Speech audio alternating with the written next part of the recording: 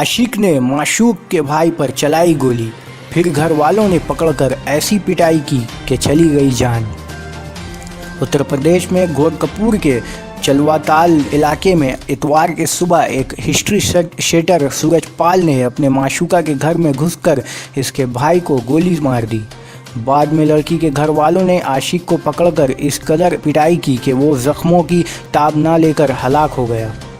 Police ज़राए ने इस वाक़े के ताल्लुक से बताया है कि चलवताल इलाके में शेरपुर जुमरा के हिस्ट्री शेटर सूरजपाल गांव की ही एक लड़की से मोहब्बत करता था। सूरजपाल सुबह के वक्त अपनी माशूका से मिलने के लिए इसके घर गया था। इसी दौरान लड़की के भाई गौतम पाल ने दोनों को काबिल एतराज़ हालत में देखा लिया।